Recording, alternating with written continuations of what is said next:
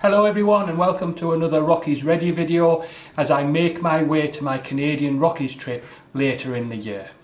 This video is a Rockies Ready fitness update.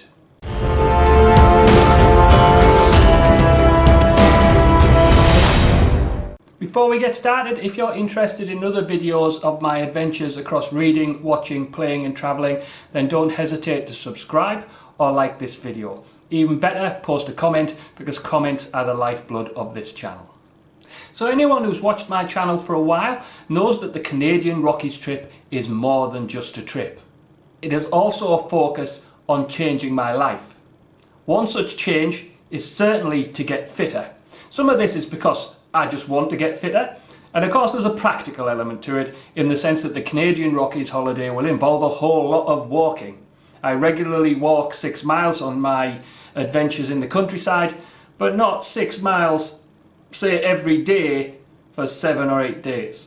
So I just thought I'd give you an update and also explain some of the things I'm doing on this journey. First, things I have stopped doing. Chocolate. I used to eat a large dairy milk a day.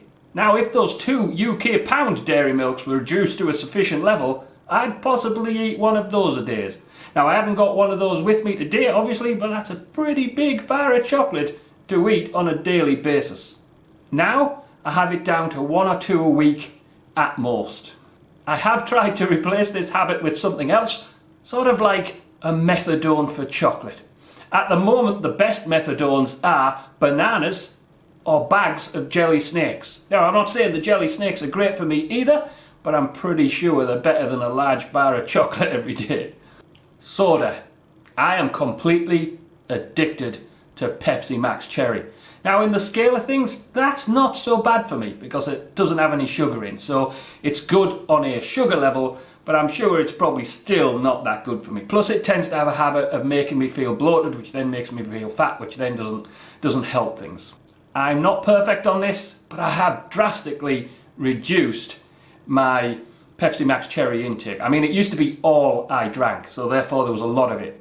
Now it's like a special thing. I maybe go through a 2-litre bottle a week, and it's largely being replaced with water or diluted juice. Now, I'm sure diluted juice isn't perfect either, but I think it's probably better than the soda. I've also been trying to improve my food. Ideally, I would love to improve my food by cooking more from fresh ingredients, but I've learned that is just a challenge too far.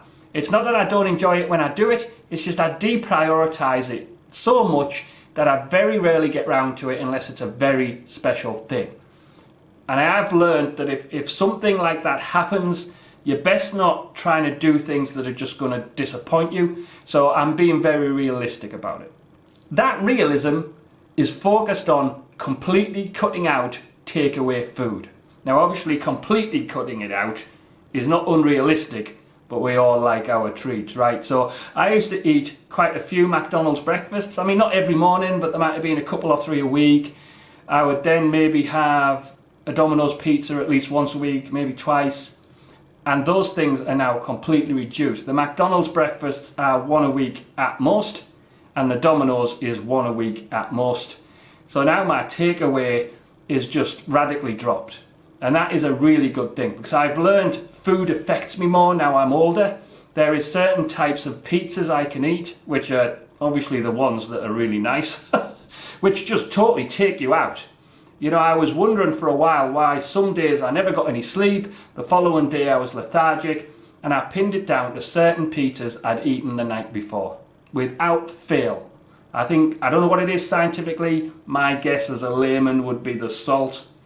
But avoiding those things has benefits other than just better food, because some of those things would just wipe me out for 24 hours. The big thing I'm doing, and the main focus of this video really, is I'm running. Now, that is an amazing thing. Now, I want to get some perspective on that because I did have some advantages. What I'm doing is couch to 5k, which I'll detail in a minute. But I had some advantages in the sense that I wasn't literally just going from the couch. Yes, my lifestyle is quite sedentary. You know, a lot of my hobbies involve sitting in a chair, my work involves sitting in a chair, and when I travel to work, I sit in a chair. The advantages I did have is obviously I have Daisy Dog, which I take for walks, and obviously I do the countryside walks on a semi-regular basis, which is always about 4 to 8 miles, often in light hilly terrain. So I wasn't literally going from a complete couch case. But I had never done running. And now I can run 25 minutes non-stop, which is absolutely astounding. It is absolutely amazing. And I have to thank for that the couch to 5K process, because the process is important. The couch to 5K process is designed to take you from literally sitting on the couch to running for 30 minutes, which is around 5K in distance. It does this through an organised and structured process.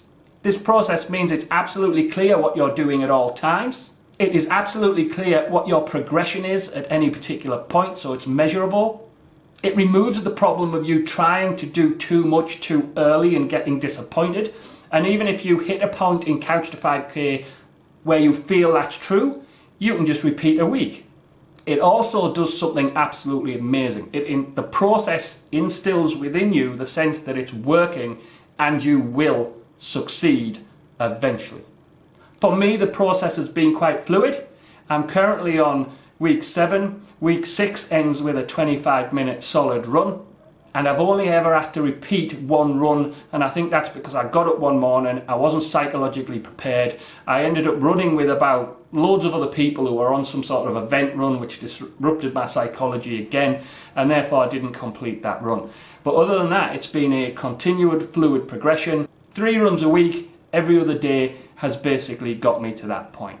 I would recommend couch to 5K to anyone. Structurally, week 1 to 4 are building weeks, then it gets serious around weeks 5 to 6. Week 5 ending in a 20-minute run, week 6 ending in a 25-minute run, and then from week 7 onwards, you don't do a run shorter than 25 minutes. I found that at the end of week 7, the end of week 6, after my first 25-minute run, I could probably have kept going and done the 30 minutes. So I think at the end of week 6, I'm actually capable of doing a 30-minute run. But because I trust the process so much and it's been so brilliant and takes away a lot of the skepticism over whether you're going to achieve it, I'm actually going to just stick to the process because the process itself is that valuable. Is this the best way to increase my fitness for Canada? Probably not. I probably should be going to the gym. I probably should be doing intense stamina exercises. I probably should be doing exercises that strengthen my leg muscles. I think that's one of the key things I'm failing on at the minute. But the perfect is the enemy of the good. Because if I had done absolutely nothing, I wouldn't be running 25 minutes solid right now, which is absolutely fantastic. It also makes me feel better. You have no idea, and I would have never believed this when I started. You have no idea how better I feel on days where I've done a run in the morning. It's almost like doing physical exercise, which you think would tire you out and make you feel lethargic, achieves the exact opposite. I felt brilliant yesterday was a Saturday, when I did the 25-minute run, and it made me feel great throughout the day, even though I'd ran 25 minutes for the first time. So that is the strategy I've been taking to get Rockies ready. If you've been setting yourself goals to improve your fitness, I'd certainly be interested in knowing how you are doing and how you are approaching it. And while it may be a bit too late now, if anyone's got any specific recommendations for improving your fitness to deal with walking elevations, that would be greatly appreciated. Thank you for listening. You can subscribe right now by clicking the graphic to the left. You can also watch the rest of these Rockies Ready videos by the graphic to the top right, and also my last holiday in Florida by clicking on the bottom right. Please consider liking and subscribing. Until next time.